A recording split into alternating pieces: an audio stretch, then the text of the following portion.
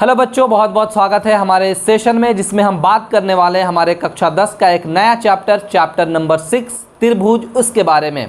त्रिभुज हमारे कक्षा 10 के लिए बहुत ही महत्वपूर्ण स्थान रखता है क्योंकि यहाँ से आपके परीक्षाओं में बहुत सारे प्रश्न पूछे जाते हैं। इसलिए इस चैप्टर को हम बहुत ध्यान से पढ़ेंगे और इस चैप्टर से जुड़ी हुई जो भी बातें होंगी, छोटी से छोटी बातें, चाहे वो पहले के कक्षाओं में भी क्यों ना पढ़ाया जाए, वहाँ से इसको शुरू करेंगे और बहुत ही विस्तार से इस पर बात करेंगे। बेसिकली अधिकतर बच्चे इस चैप्टर से डरते हैं। इसका एक मुख्य कारण ये है कि जो वो पिछले कक्षाओं में, जिसमें कक्षा 9 की बात कर ली जाए, वहाँ पे आपको 5 से 6 चैप्टर ऐसे मिलते हैं जिसमें बहुत सारे आपको प्रूफ करने पड़ते हैं, चाहे वो आपको चतुर्भुज हो, चाहे वो आपको त्रिभुज हो, चाहे वो आपको वृत्त हो। इन सभी चीज़ों के बारे में बहुत सारे प्रमेयों को प्रूफ करना पड़ता है, लेकिन किसी कारणवश बहुत सारे बच्चे उसको पूरा नहीं कर पाते हैं और बहुत मन से नहीं पढ़ पाते हैं। इसका मुख्य कारण बन जाता है ये चैप्टर मुश्किल लगने का। इसलिए हम चाहेंगे कि सबसे पहले क्लास 9 में जो हमने पढ़ा हुआ है उसको एक बार जल्दी से रिवाइज करेंगे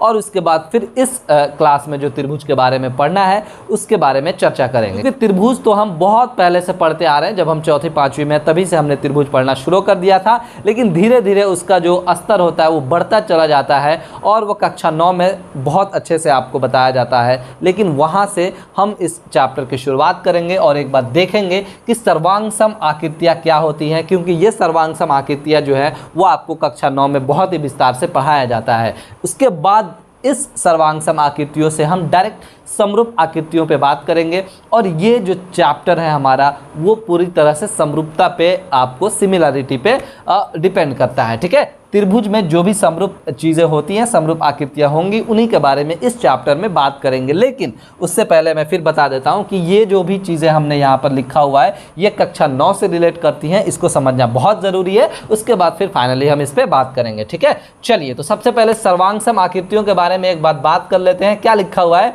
कि समान आकार यानी समान शेप और समान आमाप यानी साइज वाले जो भी आकृतियां होती हैं वो आपको क्या कहलाती हैं? सर्वांगसम आकृतियां कहलाती हैं। ठीक है, तो यहाँ पे हमने बहुत सारे फिगर्स लिया हुआ है। एक बार इसमें सर्वांगसम आकृतियों को ढूंढेंगे, देखेंगे और वहीं से फिर समरूप आकृतियों को ही समझेंगे, क्योंकि सर्वांगसम अगर आपको समझ में आ जाता है तो फिर समरूप समझना बहुत ही आसान बन जाता है। क्लियर है? चलिए, सर्वांगसम को आप अच्छे से जानते हैं। इंग्लिश में हम लोग चाहें तो इसको क्या लिख सकते हैं? इसको लिख सकते हैं कॉन्ग्रुएंट फिगर। ठीक है, तो ध्यान से देखिएगा, हमने समान आकार और समान आमाप के बारे में बात की है। ये आकार जो है वो शेप को बोला जाता है और आमाप जो है साइज को बोला जाता है। ये बहुत अच्छे से आपको पता होना चाहिए। ठीक है, तो ये शेप पहले समझेंगे कि शेप क्या होता है। देखिए, शेप जो है इसको समझना बहुत आसान हो, जो एक जैसी चीज़ें होती हैं वो शेप है। जैसे यहाँ पर फिलहाल इस सिनारियो में अगर हम बात करते हैं तो हमारा जो सबसे पहले नंबर पे जो ऊपर हमने जो भी आकृतियाँ बनाई हुई हैं वो वृत्त की आकृतियाँ हैं। तो ये सभी वृत्त हैं, मतलब कि ये समान आकार की हैं। ठीक है, और यहाँ पर इसमें देखेंगे तो सभी आकृतियाँ जो है वो आपको दिख रहा होगा कि ये क्या है? वर्ग है, यानी इसे हम लोग क्या बोलेंगे? ये समान आकार के हैं। और नीचे यहाँ पर देख रहे होंगे कि तीनों आकृतियाँ जो है वो आपको त्रिभुज की हैं। यानी कई बार शेप को यानी आकार को लोग साइज समझ लेते हैं, लेकिन बहुत ध्यान से इसके बाद हम लोग साइज के लिए आमाप शब्द का प्रयोग करेंगे और शेप के लिए आकार का प्रयोग करेंगे। कई बार इंग्लिश समझना ज़्यादा आसान हो जाता है क्योंकि शेप आपको बहुत अच्छे से पता है, शेप और साइज ये दोनों में बहुत डिफरेंस है। ठीक है, चलिए तो ध्यान से देखिएगा। अब तो ठीक है भाई, हमने बात कर ली कि ये सभी जो है ये एक ही आकार के हैं, फिर ये तीनों फिगर जो है वो भी एक ही आकार के हैं, ये तीनों जो है एक ही आकार के हैं। अब बात करेंगे कि समान आमाप भी होना चाहिए। ठीक, सिर्फ समान आकार ही नहीं बल्कि समान आमाप भी होना चाहिए और तब जाकर हम क्या बोलेंगे कि वो आपको सर्वांगसम आकृतियां हैं। तो बहुत ध्यान से देखेंगे, पहले वाले सिनारियो में, पहले वाले स्थिति में 1 2 3 फिगर हमने बनाया हुआ है और एक इसका है, ये आपको वृत्त का फिगर है। क्लियर है? यहाँ तक किसी को दिक्कत? तो इसमें इसका जो आर है यानी त्रिज्या है वो 3 सेंटीमीटर है, इसका जो त्रिज्या है वो 1 सेंटीमीटर है और इसका जो त्रिज्या है वो आपको 3 सेंटीमीटर है। ठीक है, तो शेप तो ठीक है, सबका सर्कुलर शेप है, वृत्ताकार आकार है। ठीक है, लेकिन हमारे लिए महत्वपूर्ण बन जाता है कि इसका साइज भी सेम होना चाहिए, तभी बोलेंगे कि वो क्या है? सर्वांगसम है। तो बहुत ध्यान से देखिएगा, ये जो हमारा आकृति 1 नंबर है, आकृति जो है वो आप अगर देखेंगे तो 1 नंबर और आकृति 3 नंबर जो है इनका जो आकार और क्या है, आकार और आमाप क्या है वो आपको सेम है, क्या है, समान है या फिर बराबर है। देखिए दिख रहा है ना। इसका मतलब ये है कि 1 और 3 जो है, 1 और 3 जो है वो क्या है, आपको सर्वांगसम है। बताइए, सर्वांगसम का ये साइन होता है, सिंबल होता है, चिन्ह होता है, इसको ऐसे दर्शाया जाता है सर्वांगसम को। क्लियर है। दूसरे वाले फिगर में अगर हम बात करते हैं, बहुत ध्यान से देखिएगा, तो यहाँ पर इसका ये वर्ग बनाया हमने, तीनों वर्ग, 4 नंबर, 5 नंबर और 6 नंबर, ये हमने नाम दे दिया फिगर का, आकृति का। क्लियर है। तो यहाँ देखेंगे ध्यान से तो 2 सेंटीमीटर इसके सभी आपको साइड मिल जाएंगे, जो भी भुजाएं हैं। और ये दूसरे वाले जो फिगर है यानी 5वां फिगर, इसमें भी जो साइड है वो आपको क्या है, 2 सेंटीमीटर के हैं। ठीक है। और तीसरा जो है वो 1-1 सेंटीमीटर का है। मतलब ये है कि 4 नंबर और 6 नंबर जो फिगर है वो आपको क्या है, वो आपको कॉन्ग्रुएंस है। क्यों? क्योंकि समान आकार के तो है ही है ना, वर्गाकार है। और दूसरा जो है इनका जो आमाप है यानी साइज है वो आपको बराबर है, इसलिए क्या हो गया, ये 4 और 6 जो हो गया वो कॉन्ग्रुएंस हो गया यानी सर्वांगसम हो गया। क्लियर है। नीचे आते हैं हम लोग, नीचे देखेंगे, नीचे इस वाले फिगर में तो ध्यान से देखिए, आप ध्यान से देखिए, यहाँ पर ये फिगर जो है इसका 4, 5, 3, ये 6, 7.5, 4.5, ये 8, 10, 6, तीनों का जो है अलग अलग क्या दिया हुआ है, अमाप दिया हुआ है। ठीक है। आकार तो सेम है लेकिन इनकी जो आपको भुजाओं का जो माप है वो सेम नहीं है, यानी अमाप सेम नहीं है। लेकिन अगर हम चाहें तो यहाँ पर एक और फिगर क्या कर सकते हैं, अगर हम ड्रॉ कर लेते हैं, बना लेते हैं और इसको बोल देते हैं कितना कितना, ये 6 है और ये 7.5 है और ये आपको क्या है 4.5 है, 90 डिग्री है, ये आपको बराबर है। ठीक है। तो हम यहाँ पर बोल सकते हैं कि ये जो फिगर है हमारा कौन कौन, अगर हम नाम ले लें, ये 7वां नंबर का और ये आपको 8वां नंबर का, तो 7वां नंबर और 8वां नंबर जो हमारा फिगर है वो आपको क्या है, कॉन्ग्रुएंस है, यानी क्या है, सर्वांगसम है। क्लियर हो गया। यानी कुल मिलाकर अभी तक इतना ही बात समझ में आया कि जो आकृतियाँ जिनका आकार जो है समान हो और आमाप भी समान हो, यानी शेप और साइज दोनों समान हो, उसे हम लोग सर्वांगसम आकृतियाँ बोलते हैं। दूसरे शब्दों में इसको हम समझना चाहें, वो 2 आइडेंटिकल फिगर यानी एक जैसा फिगर जिसको अगर एक दूसरे के ऊपर रख दिया जाए तो एकदम से ढक जाए, ऐसा देखने में लगे कि वो 2 नहीं बल्कि एक ही है। जैसे 1 रुपए का सिक्का लीजिए, सेम शेप का और सेम साइज का, ठीक है, और उसको एक दूसरे के ऊपर अगर आप रख देते हैं तो ऐसा लगता है कि वो एक ही है। या फिर 2 पेपर ले लीजिए सेम शेप और सेम साइज का और उसको एक दूसरे के ऊपर रख दीजिएगा तो आपको लगेगा कि वो एक ही है। तो वो दोनों जो भी आकृतियाँ होंगी वो आपको एक दूसरे के सर्वांगसम होंगी। तो ये चीज़ें यहाँ पर समझना ज़रूरी था कि सर्वांगसम क्या होता है। उसके बाद हम बात करेंगे समरूप आकृतियों पे, ठीक है, क्योंकि क्लास 10th में हमें समरूप आकृतियों के बारे में ही पढ़ना था, लेकिन हमें ये ज़रूरी था कि जान लें कि आखिर सर्वांगसम आकृतियाँ होती क्या है। ये कक्षा 9 में हमने पढ़ा था। ठीक है। चलिए अब समरूप आकृतियों के बारे में बात करेंगे हम लोग। तो यहाँ पर लिखा है समान आकार, क्लियर है, और समान आमाप होना आवश्यक नहीं है। ये एक बात यहाँ पर आ गई कि आकार समान होना चाहिए, यानी शेप जो होना चाहिए वो क्या होना चाहिए, सेम होना चाहिए। ठीक। लेकिन ये क्या बोल दिया कि आमाप ज़रूरी नहीं है कि बराबर हो। मतलब स्पष्ट है कि हमें सिर्फ शेप से मतलब है, हमें सिर्फ शेप से मतलब है, हमें सिर्फ उसके आकार से मतलब है। वो आमाप यानी साइज छोटा है बड़ा है इससे कोई फ़र्क नहीं पड़ता है। वो फिगर जो है जिनका आकार सेम होता है समरूप आकृतियाँ कहलाती हैं। अब बहुत ध्यान से देखेंगे, यहीं से फिर समझेंगे कि समरूप आकृतियाँ इसमें कौन कौन है। बहुत ध्यान से देखिए, यहाँ पर फिगर नंबर 1 जिसका आकार जो है वो वृत्ताकार है, दूसरे का भी वृत्ताकार है, तीसरे का भी वृत्ताकार है। मतलब ये हुआ इधर हम लोग समरूप के बारे में बात करेंगे कि आकृति संख्या जो है वो आपको 1 हो, 2 हो, 3 हो, सभी जो है क्या है, सभी जो है आपको समरूप है।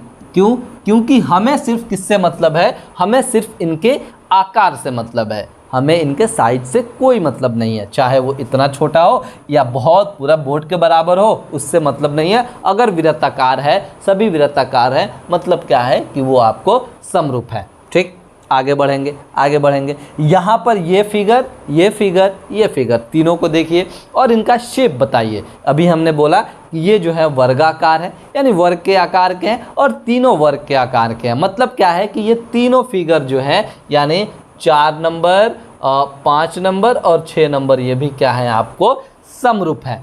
क्लियर हो गया। यहाँ हमने साइज से कोई मतलब नहीं रखा। हाँ, सर्वांगसम में मतलब था, क्योंकि अगर साइज बराबर नहीं होता वहाँ पे तो वो एक दूसरे के सर्वांगसम नहीं होते। लेकिन यहाँ पे हमने जब वर्ग के बारे में बात की तो यहाँ हमने बता दिया कि हाँ, ये और ये जो है आपको क्या है, 4, 5, 6 फिगर जो है आपको समरूप है।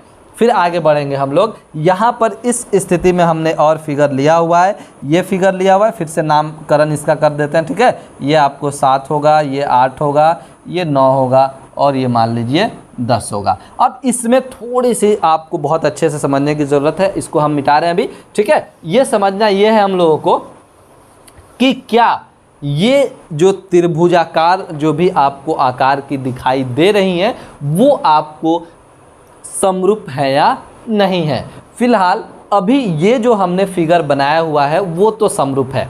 इसका कारण ये है क्योंकि ये आपका जो इनका आकार है वो सभी त्रिभुजाकार है। लेकिन हम आगे पढ़ने वाले हैं कि अब ये सर्कल था, तो जितना सर्कल है यानी जितना वृत्त है, दुनिया का कोई भी वृत्त ले लीजिए, वो जो है आपको क्या हो जाएंगे, समरूप हो जाएंगे। ठीक, फिर अगर हम वर्ग के बारे में बात करेंगे तो दुनिया का कोई भी वर्ग आप ले लीजिए, वो एक दूसरे के क्या होंगे, समरूप होंगे। ठीक है, दुनिया में अगर हम त्रिभुज के बारे में बात करें तो एक स्पेशल त्रिभुज ले सकते हैं, और वो त्रिभुज होता है आपको क्या, समबाहु त्रिभुज। ठीक है, समबाहु त्रिभुज, वो आपको क्या होंगे, वो हमेशा आपको समरूप होंगे। अब ये इसकी बताने की ज़रूरत क्या क्यों पड़ी, ये हमने क्यों बताया, क्योंकि हमारे सामने बहुत सारे भुजाओं वाले आकृतियाँ होती हैं। हमारे सामने ठीक है त्रिभुज होते ही हैं, हमारे सामने चतुर्भुज होते हैं, पंचभुज होते हैं, षष्ठभुज होते हैं, अष्टभुज होते हैं, सप्तभुज होते हैं, बहुत सारे भुजाओं वाले आपको बहुभुज होते हैं, जिसे क्या कहते हैं, पोलीगन कहते हैं। तो यहाँ पर हमने 3 ही के बारे में क्यों बात की, ये तो आपको पोलीगन नहीं है, इसको छांट दीजिए। वर्ग और समबाहु त्रिभुज के अलावा जितने भी बहुभुज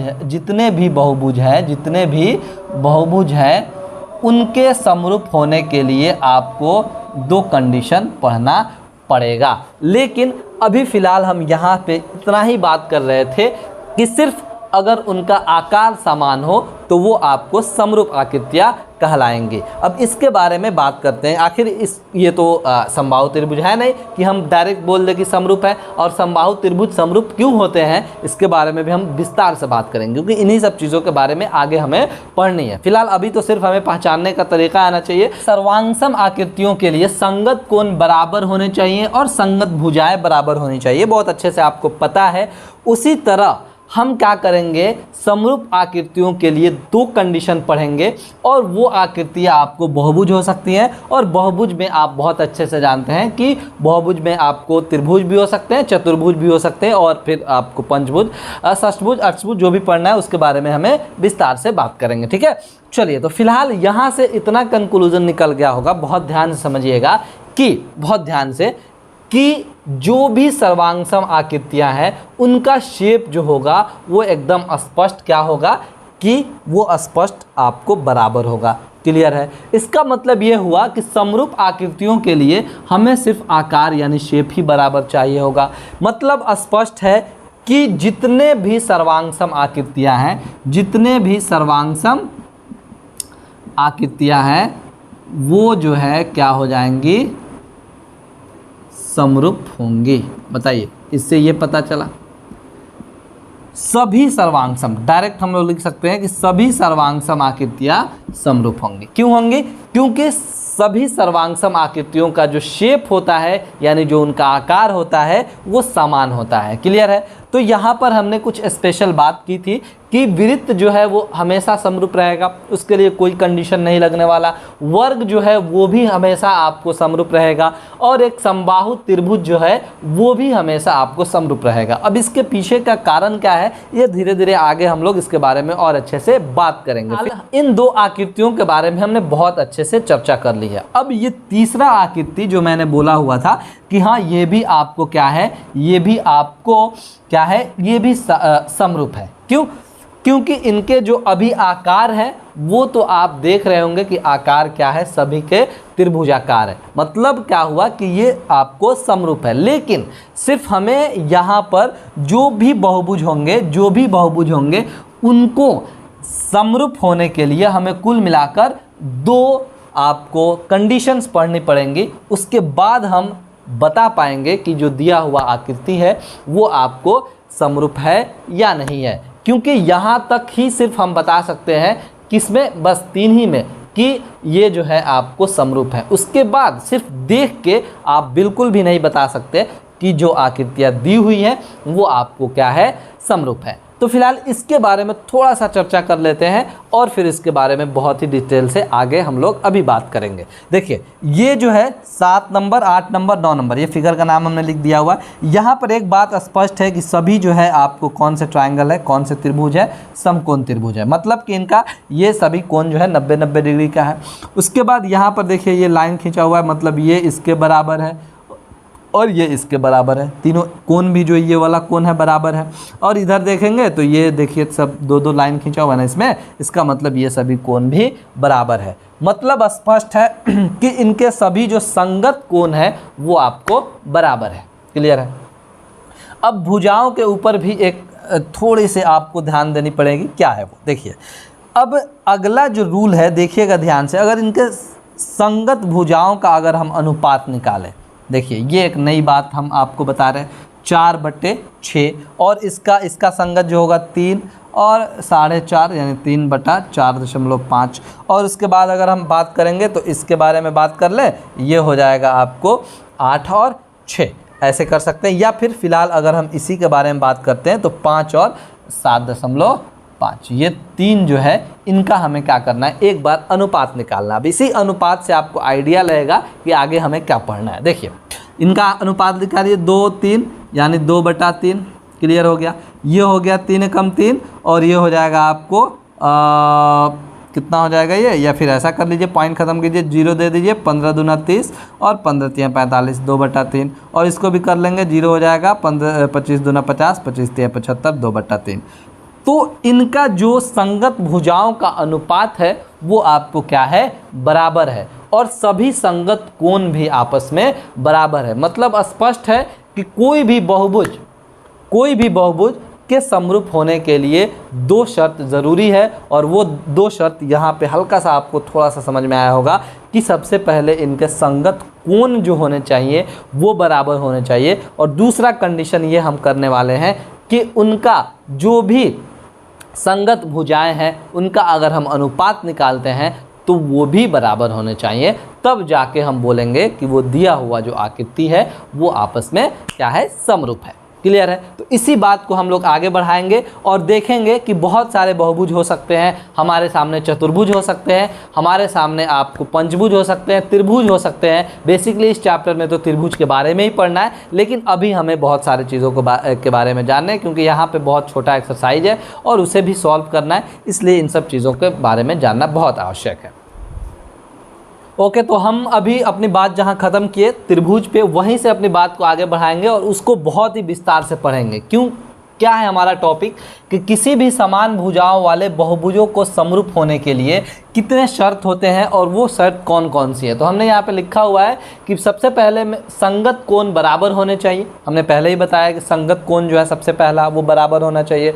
सभी संगत भुजाओं का अनुपात समान होना चाहिए। और वो सभी संगत जो भी भुजाएं होंगे, जो भी आपके सामने आकृतियाँ होंगी, जो भी बहुभुज होंगे, उनका जो भुजाओं का अनुपात होगा वो आपको समान होना चाहिए। तो बहुत ध्यान से समझिएगा, हमने अभी तक समरूप के बारे में अधिकतर किस बारे में बात की कि आपको समान शेप का होना चाहिए, ठीक है, यानी समान आकार का। तो बहुत ध्यान से देखिएगा, ये सभी फिगर्स जो हैं जितने भी दिख रहे होंगे लगभग आपको लगेगा ऐसे देखने पे कि ये जो है समान आपको आकार के हैं, लेकिन बहुभुजों के लिए सिर्फ देख के आप ये तय नहीं कर सकते कि वो समरूप है या नहीं है। उसके लिए हमें इन दो कंडीशंस को देखनी पड़ती है। इसका एक सिंपल उदाहरण ले सकते हैं। मान लीजिए कि हमने दो त्रिभुज ले लिया, यहाँ पर एक दो त्रिभुज हो गया, एक ये आपको ऐसा हो गया और एक ऐसा हो गया, ठीक है। तो अब बताइए क्या ये आपको समरूप हो सकते हैं? थोड़ी होगा, ये नहीं होगा, ये अलग अलग दिख रहा है, इनका आपको आकार ही अलग है, ठीक। साइज की बात तो वैसे भी नहीं करते हम, ठीक। इसलिए बहुभुजों के लिए आपको अलग अलग कंडीशंस हैं। ये दो कंडीशंस सभी में अप्लीकेबल होती हैं, तो इनके बारे में हम विस्तार से अभी बात करेंगे। हमने बहुत सारे फिगर्स बनाए हुए हैं, इन्हीं फिगर्स पे हमें इसको समझ जाना है और बाकी बहुत आसानी से जो प्रश्न होंगे उन्हें हम सॉल्व कर लेंगे। देखिए, सबसे पहले हमने लिखा है कि संगत कोण बराबर होने चाहिए। तो पहले तो संगत कोण पता होना चाहिए। हमने आपको बताया कि अगर मान लीजिए कि इस दो आकृतियों के बारे में बात करें तो यहाँ पर ये कोण के बारे में अगर बात की जा रही है 90 डिग्री समकोण है, तो इस कोण के बारे में बात की जाएगी। यानी हमारा जो कोण B है वो आपको क्या है, संगत है कोण Q का, ठीक। और ये दोनों समकोण है, बराबर है, क्लियर है। उसके बाद C का अगर संगत के बारे में बात किया जाए तो C का जो संगत है वो कौन है, वो आपको कोण R है। यानी कोण C का संगत कोण R है। और ये देखिएगा, इस पे भी एक मार्क है, इसके भी एक मार्क है, मतलब ये दोनों भी बराबर हैं। और A का जो आपको संगत कोण है वो आपको P है, और ध्यान से देखिए ये भी आपको बराबर है। तो संगत कोण तो भाई बराबर हो गए, लेकिन सिर्फ एक ही इन्फॉर्मेशन से हम नहीं बोल सकते कि दोनों ये समरूप है। दूसरा इन्फॉर्मेशन हमें पता होना चाहिए और वो यहाँ पे लागू भी होना चाहिए। दूसरा क्या है कि सभी संगत भुजाओं का अनुपात जो है वो समान होना चाहिए, क्लियर है। तो अब हम लोग देखते हैं कि इनके जो भुजाओं का अनुपात है वो कैसे आता है। ध्यान से देखिएगा। देखिए, अगर हम AB के बारे में बात करें, AB साइड, तो उसका जो संगत भुजा है यानी संगत साइड होगा, कॉरस्पॉन्डिंग साइड बोलते हैं इंग्लिश में उसको, वो PQ होगा, यानी 6, और यहाँ हम क्या लिखेंगे, 3 लिखेंगे, क्लियर है। उसके बाद हम फिर अगर 8 के बारे में बात करेंगे BC, तो BC का संगत भुजा जो है वो QR है, यानी हो जाएगा 8/4, क्लियर। और फिर उसके बाद हम लोग अगर AC के संगत भुजा के बारे में बात करेंगे तो PR है, और ये 10 है और ये आपको 5 है, यानी 10/5 हो जाएगा। देखिए, 3 दूना 6, 4 दूना 8, 5 दूना 10, यानी सब जो है आपस में क्या है, बराबर है। तो दोनों कंडीशन जब फुलफिल हो गई तो हम कह सकते हैं कि हमारा जो ये ABC, मैं थोड़ा सा यहाँ जगह बना रहा हूँ, ABC जो त्रिभुज है वो आपको क्या है, समरूप है किसके, त्रिभुज PQR के। समरूप का जो साइन होता है वो ये होता है ऐसे, ठीक है। ये आपको समरूप का साइन है, और हमने आपको बताया था कि कॉन्ग्रुएंस का साइन हम लोग ऐसे रखते हैं, क्लियर है। तो ये समझ में आना चाहिए। ओके, फिलहाल तो मतलब ये है कि ये दोनों त्रिभुज जो है आपको आपस में समरूप है। आगे बढ़ते हैं हम, फिर इस चतुर्भुज के बारे में बात करेंगे। ध्यान से देखिएगा, सबसे पहले कोण देखना है हमें। कोण जो है यहाँ पर अगर कोण A के बारे में बात करते हैं तो इस कोण का जो संगत कोण है वो आपको कोण E है, ठीक है। A का E है, लिखेंगे नहीं, बस आपको बता दे रहे, A का E है। और उसके बाद ये 85, तो ये भी 85, मतलब बराबर। आगे बढ़ेंगे, कोण B का जो संगत है वो कोण F है, और ये भी दोनों आपस में है बराबर। उसी तरह कोण C के बारे में बात करेंगे तो ये 100 डिग्री है, और इसका जो संगत है वो G है, और वो भी 100 डिग्री, मतलब ये भी बराबर। उसी तरह D के बारे में बात करेंगे तो 105 डिग्री, और इसका संगत H है, और ये भी 105 डिग्री। पहला जो कंडीशन है वो एकदम फुलफिल हो गया, मतलब इसके संगत कोण तो आपस में बराबर है। अब भुजाओं का अनुपात हमें देखना है, और उसके लिए हमें क्या करना पड़ेगा, कोई एक संगत को पहले देखेंगे, यानी AD को लेंगे, और AD का संगत EH हो जाएगा। यहाँ पर लिख दें, AD यानी 2 है, और EH यानी 3 है, 2/3। फिर आगे बढ़ेंगे, अगर DC के बारे में बात करेंगे तो DC, और इधर बात करेंगे तो HG होगा, यानी ये हो जाएगा आपको क्या हो जाएगा, ध्यान से देखिएगा, 1 और 1.5, क्लियर है। अगर यहाँ BC के संगत के भुजाओं के बारे में बात करेंगे तो FG हो जाएगा, और BC 3 है, FG 4.5 है। चलिए, BC यहाँ पर हमने 3 लिख लिया, और FG 4.5 5 ले लिया। फिर आगे बढ़ेंगे, अगर हम ए बी के बारे में बात करेंगे तो यहाँ ई आर के बारे में बात करेंगे तो ये हो जाएगा आपको 2/3 हो जाएगा। क्लियर है। एक बार देखते हैं कि ये सभी आपस में बराबर है या नहीं है। देखिए यहाँ पर पॉइंट ख़त्म कीजिए, 0 हो जाएगा, 5 दूनी 10, 5 3 15। यहाँ पर भी ख़त्म हो जाएगा, पॉइंट ख़त्म कीजिए, यहाँ पर 0 हो जाएगा तो ये हो जाएगा 15 दूना 30, 15 3 45। सभी जो है वो आपको 2/3, 2/3, 2/3, 2/3 सब एक दूसरे के क्या हो गए, बराबर हो गए। मतलब इसका भी जो दोनों कंडीशन है वो एकदम फुलफिल हो गया, यानी संगत कोण जो है वो आपको आपस में बराबर है और साथ साथ संगत भुजाओं का जो अनुपात है वो भी आपको बराबर है। मतलब हम कह सकते हैं कि हमारा जो ये चतुर्भुज है, चतुर्भुज हमने लिखा हुआ है ABCD, वो आपको सिमिलर है यानी समरूप है किसके,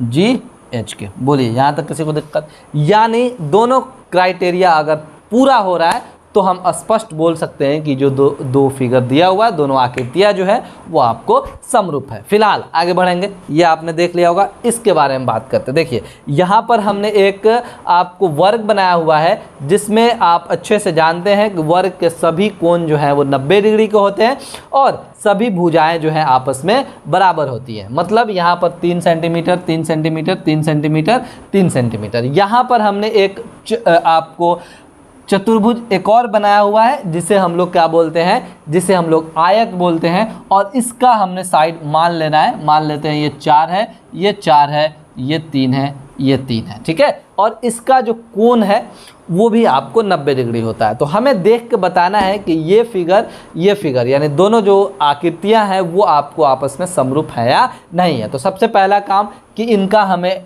जो संगत कोण है उसको देखना है कि वो बराबर हो रहे हैं कि नहीं। देखिए ए जो है वो पी के बराबर है, ठीक है, बी जो है वो आपको क्यू के बराबर है, यानी सभी जो है आपको बराबर मिल जाएंगे क्योंकि आयत और वर्ग के जो कोण होते हैं वो 90-90 डिग्री होते हैं। पहला एकदम कंप्लीट हो गया, यानी पहला कंडीशन फुलफिल हो गया। दूसरे पे आते हैं, दूसरे पे आएंगे तो देखिए 3, इसका 3, ओके 3/3, फिर इसका 3, इसका 4, मामला गड़बड़, 3/4। अब 3/3 एक जो है वो कभी भी 3/4 के बराबर होगा नहीं होगा। मतलब ये है कि सिर्फ एक चीज़ जो है वो आपको कंडीशन में फुलफिल हो रहा है, सिर्फ संगत कोण जो है वही बराबर हो पा रही हैं, संगत भुजाओं का जो अनुपात है वो बराबर नहीं हो रही है। इसलिए हम बोल सकते हैं कि ये जो दोनों फिगर है वो आपको क्या है, सिमिलर यानी समरूप नहीं है। क्यों? क्योंकि दोनों कंडीशन यहाँ पर फुलफिल नहीं हुआ। लेकिन अगर आप सिर्फ ऐसा ही देखेंगे तो थोड़ा सा अगर इधर उधर होगा तो लगेगा कि यार ये दोनों तो सेम है, सेम आकार है यानी शेप है, साइज भी हो सकता है कि सेम ही है, मतलब देख के ऐसे सिर्फ देखने पे। लेकिन हमें सिर्फ देख के डिसाइड नहीं करना है, हमें इन दोनों कंडीशंस को एकदम फुलफिल करवानी है। अगर हो रहा है तभी समरूप होगा, अन्यथा नहीं होगा। आगे बढ़ते हैं। ओके, यहाँ देखिए ये वाला फिगर नीचे हमने बनाया हुआ है। यहाँ पर भी हमने एक वर्ग बनाया हुआ है ये वाला, और यहाँ पर एक समचतुर्भुज बनाया हुआ है, ठीक है, ये समचतुर्भुज है। समचतुर्भुज के बारे में आप अच्छे से जानते होंगे। वर्ग के बारे में ये जानते हैं कि सभी कोण जो है वो 90 डिग्री के होते हैं, ठीक है, और सभी भुजाएं जो हैं वो आपको समान होती हैं। क्लियर है, सभी भुजाएं समान है। समचतुर्भुज में भी सभी भुजाएं आपको समान होती हैं, ठीक। लेकिन कोण का हम कुछ नहीं कह सकते, ये अलग अलग हो सकती हैं। तो यहाँ पर स्पष्ट दिख रहा होगा कि अगर हम कोण के बारे में बात कर लें तो इनका कोण ही बराबर नहीं है। तो अगर कोण ही बराबर नहीं है तो हम क्या अनुपात निकालने से कोई फ़ायदा नहीं है। मान भी ले कि इनका अनुपात अगर बराबर है, और ऐसे बराबर है, देखिए 2.1/4.2, 2.1/4.2, 2.1/4.2, 2.1/4.2, ठीक है, ये सब जो है क्या है 1/2 के बराबर है। मतलब इनका जो अनुपात है, भुजाओं का जो अनुपात है वो बराबर है, और साथ साथ इनका जो कोण है वो बराबर नहीं है। इसलिए हम लोग बोल देंगे कि भाई ये जो दोनों फिगर है वो आपस में क्या है, समरूप नहीं है। क्यों? क्योंकि सिर्फ एक कंडीशन पूर्ण हो रहा है, दूसरा कंडीशन नहीं हो रहा है। तो एट द सेम टाइम दोनों जो कंडीशन है वो अगर लग जाता है तभी कोई भी बहुभुज जो है वो आपको एक दूसरे के समरूप होता है। ये बहुत अच्छे से आपको अब क्लियर हो गया होगा कि समरूप क्या होते हैं, और समरूप का जो कंडीशन है वो क्या होता है, सर्वांग के जो कंडीशन है वो क्या होते हैं। एक चीज़ जो मैं अभी जल्दी से आपको बताऊंगा, उसके बाद इस टॉपिक को ख़त्म करेंगे और कुछ ही प्रश्न दिए हुए हैं आपके 6.1 में, उसे भी हम लोग जल्दी से सॉल्व कर लेंगे। ठीक है, देखिए यहाँ बहुत ध्यान से देखिएगा आप लोग, 2-3 बातें जो है मैंने आपको पहले बताया हुआ था, अब यहाँ पर अब समझ में आएगा। सबसे पहले बताया हुआ था कि सभी वृत्त जो है वो आपको क्या होते हैं, समरूप होते हैं। इसमें तो कोई टेंशन नहीं है भाई, इसमें तो कोई कंडीशन लगेगा नहीं, क्योंकि ये बहुभुज है नहीं है, चाहे छोटा रहे बड़ा रहे कोई फर्क नहीं पड़ता। कि सिर्फ हमें क्या करना है, सिर्फ आकार देख के बता देना है, और इसका आकार जो है वृत्ताकार है, मतलब कि हाँ ये समरूप है। दूसरा हमने बताया था वर्ग, देखिए वर्ग बताया था, तो कोई भी वर्ग बना लीजिए वो आपको समरूप होगा। देख ही लीजिए, अभी देख लीजिए, इसको समझ लीजिए। एक इतना बड़ा हमने बना लिया, इतना बड़ा बना लिया, ठीक है, और एक बहुत छोटा बना लिया, बहुत छोटा, बहुत छोटा, ठीक है। ये 4 है, ये 4 है, ये 4 है, ये 4 है, ये सभी 90 डिग्री है, ठीक है। यहाँ पर 90 डिग्री है सभी, और ये 1 है, 1 है, 1 है, 1 है। हम बोल देंगे कि भाई ये आपको क्या है, ये समरूप है। साइड से तो मतलब पहले भी नहीं था, और यहाँ पर साइड से मतलब नहीं था, लेकिन चूंकि बहुभुज है तो दोनों कंडीशन पूर्ण होनी चाहिए। तो हमेशा चाहे वो बहुत बड़ा वर्ग हो या बहुत छोटा हो, इन दोनों को अगर उनके जो साइड्स होते हैं, भुजाएं होती हैं, उनके जो अगर आप रेशियो को कंपेयर करेंगे यानी अनुपात देखेंगे तो हमेशा बराबर आएगा। देख सकते हैं इसका, अगर इसको इसके तुलना में करें तो क्या आ जाएगा, पहले इसको लिख दें या फिर इसको लिख दें, किसी को भी लिख सकते हैं। 4/1, 4/1, 4/1 ऐसे कर लीजिए, या फिर इसको इधर से पहले लिखिए तो 1/4, 1/4, 1/4, सब जो है आपको क्या हो जाएंगे, बराबर हो जाएंगे। इसलिए हमने पहले ही बोल दिया था कि वृत्त समरूप होते हैं सभी, चाहे वो किसी आपको कितना भी साइज का हो। सभी वर्ग भी जो आपको है वो क्या होते हैं, समरूप होते हैं। तीसरा जो हमने आपको बताया था कि सभी जो समबाहु त्रिभुज होते हैं वो आपको क्या होते हैं, समरूप होते हैं। समबाहु त्रिभुज का मतलब क्या है, समबाहु मतलब समबाहु, तीनों भुजाएं बराबर हों। देखिए हमने यहाँ पर इतना बड़ा एक ले लिया, मान लीजिए 4 सेंटीमीटर है, A B C, और चूंकि समबाहु त्रिभुज है तो अच्छे से पता है कि सभी कोण कितने डिग्री के होते हैं, बताइए 60 डिग्री के होते हैं। समबाहु त्रिभुज में सभी कोण 60 डिग्री के होते हैं। एक बहुत बड़ा ले, इतना बड़ा हमने एक बना लिया, ठीक है। ये भी आपको क्या कर दिया, एक समबाहु त्रिभुज बना लिया। और हम बोल देंगे कि हाँ भाई ये जो त्रिभुज है ये इसके आपको क्या है, समरूप है। ले लीजिए कोई भी, मान लीजिए हम यहाँ पर 10 लेते हैं, ये भी 10 लेते हैं, ये भी 10 लेते हैं, ये कोण तो 60 डिग्री ही रहेगा ना, क्योंकि ये भी तो समबाहु है। तो अगर आप इनका भी रेशियो निकालेंगे, इनके साइड्स का भी रेशियो निकालेंगे, तो आपको क्या मिलेगा, आपको वो मिलेगा सब बराबर 4/10, ठीक है, 4/10, 4/10। इसलिए मैंने उन तीनों बातों को पहले ही आपको बता दिया था कि वर्ग, वृत्त और समबाहु त्रिभुज जो होती हैं उसके लिए आपको कोई कंडीशन फॉलो करने के लिए देखना नहीं पड़ता, आप ऐसे ही बता सकते हैं। लेकिन इसके अलावा जितने भी बहुभुज हैं उनके लिए ये दोनों कंडीशन फुलफिल होनी चाहिए, चेक करना पड़ेगा ये दोनों कंडीशन इसमें भी फुलफिल हो रही हैं, इसको छोड़ के, चूँकि ये बहुभुज नहीं है, इन दोनों में भी हो रही हैं। ये आप देख सकते हैं कि कोण भी बराबर हो रहा है और इनका जो साइड्स का रेशियो है वो भी बराबर हो रहा है। क्लियर है, ये बात आपको अच्छे से समझ में आ गई। इसका मतलब ये है कि अगर आपको कह दिया जाए कि समबाहु और समद्विबाहु में बताइए कौन त्रिभुज जो है वो आपको समरूप होते हैं, मतलब सभी समबाहु त्रिभुज क्या होते हैं, समरूप होते हैं। अभी बताएं, सभी समद्विबाहु त्रिभुज आपको समरूप नहीं हो सकते। क्यों? क्योंकि समद्विबाहु त्रिभुज में देखिएगा यहाँ पर ये जो समद्विबाहु हो गया हमने बना दिया, एक छोटा ही बना दिया, तो यहाँ पर स्पष्ट है कि इसका जो कोण है वो अलग अलग हो सकता है। क्या हो सकता है? कोण अलग अलग होता है। हाँ, ये मान लीजिए सब सेम है, ये आपको सेम है, ये आपको सेम है, इसका रेशियो सेम हो जाएगा, लेकिन इनका कोण जो होगा वो सेम नहीं होगा। ऐसा इसलिए बताया क्योंकि ये प्रश्नावली में आपको एक प्रश्न मिलेगा। ये बातें आपको समझ में आ गई। अब थोड़ा सा और एक बात और आपको बता दिया जाए जिससे कि और चीज़ें आसान हो जाए। अगर आपके सामने ध्यान से देखिएगा, अगर आपके सामने ऐसा एक वर्ग दिया हुआ, ठीक है, और हमने बोल दिया कि ये वर्ग जो है जिसका नाम ABCD है वो आपको सिमिलर है किसके, एक ये छोटा वाला वर्ग इसको हमने बोल दिया PQRS, और फिर बोल दिया कि PQRS जो है वो आपको सिमिलर है एक और वर्ग के, ठीक है, एक और वर्ग के जिसका नाम हमने बोल दिया MNOP। ABCD जो है PQRS के सिमिलर है यानी समरूप है, और PQRS जो है MNOP के समरूप है।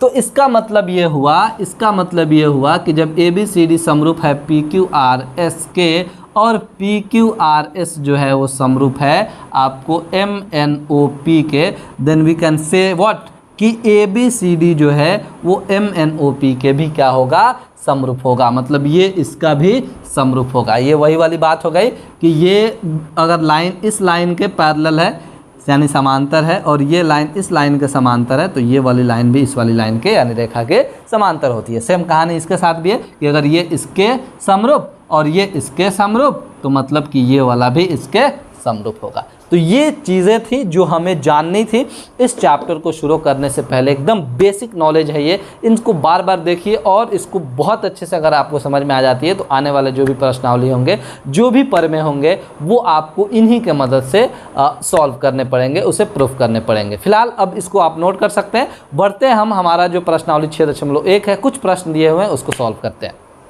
तो आइए अब बात करते हैं हमारा जो प्रश्नावली 6.1 है उसके बारे में। ध्यान से देखिए, सबसे पहला जो प्रश्न है, बहुत कम प्रश्न है, प्रश्न संख्या 1, 2 और 3, बस 3 ही प्रश्न है। इसको जल्दी से हम लोग सॉल्व कर लेंगे। क्या बोल रहा है कि कोष्ठकों में दिए शब्दों में से सही शब्दों का प्रयोग करते हुए रिक्त स्थानों को भरें। यहाँ पर सभी में ये जो पहले का 4 भाग है उसमें सभी के कोष्ठक में दिए हुए हमें वहाँ से उपयुक्त जो भी होगा उसको भरना है चुन के।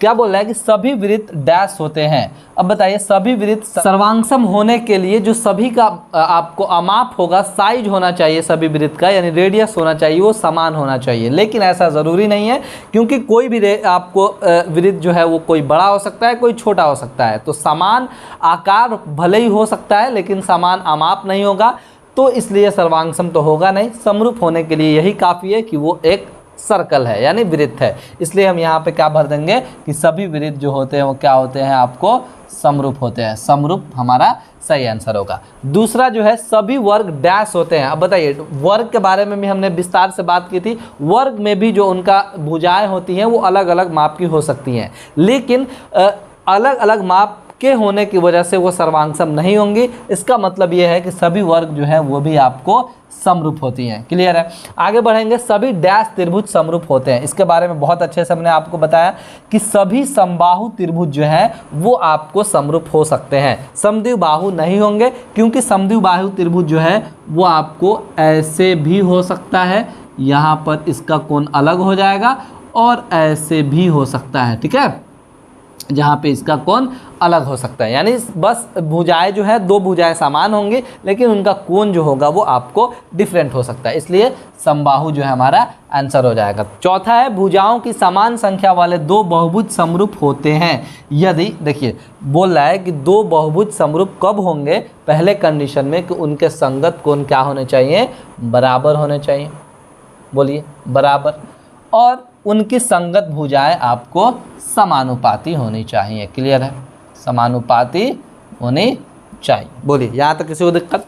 चलिए, अब दूसरा प्रश्न बोल रहा है, निम्नलिखित युग्मों के 2 भिन्न भिन्न उदाहरण दीजिए। हमें उदाहरण देना है। एक बोल रहा है कि समरूप आकृतियों का उदाहरण दे दीजिए। तो बहुत आसान है, हम यहाँ पर उदाहरण दे सकते हैं। बस 2 ठो सर्कल बना लीजिए, अलग अलग आप माप का भी बना सकते हैं। ये आपको क्या हो गया, आपका समरूप आकृतियाँ हो गई। और दूसरा जो बोल रहा है ऐसी आकृतियाँ जो समरूप नहीं हो, तो बहुत आसान है। एक हमने बना लिया क्या, एक हमने त्रिभुज बना लिया और एक हमने चतुर्भुज बना लिया। बताइए, कभी समरूप होंगे? कभी भी नहीं होंगे, ये कभी भी समरूप नहीं होंगे। तो दूसरा भी बहुत आसानी से कर लिया। तीसरे वाले में बोल रहा है, तीसरा प्रश्न, बताइए कि निम्नलिखित चतुर्भुज समरूप है या नहीं है। ध्यान से देखिएगा, ये पहली नज़र में ही आपको समरूप नहीं दिखेगा, क्योंकि ये जो फिगर दिख रहा है आपको एक वर्ग है और ये एक समचतुर्भुज है। तो हमने इसके बारे में भी बात की थी कि एक वर्ग और समचतुर्भुज कैसे पॉसिबल होगा। मान लीजिए कि इनका ये जो है आपको भुजाओं का जो अनुपात है वो तो बराबर आ जाएगा, लेकिन समचतुर्भुज का कोण का कोई ठिकाना नहीं होता है, वो अलग अलग माप के हो सकते हैं। और वर्ग का जो कोण होता है वो आपको एग्जैक्टली 90 डिग्री का होता है। तो बहुत आसान हमारा जो प्रश्नावली था वो था। इसके पीछे का वजह यह है कि हमने इसको बहुत डिटेल में जाना। तो आई होप आपको ये वीडियो पसंद आई होंगी। अगर पसंद आती है तो आप अपने दोस्तों में ज़रूर शेयर करें।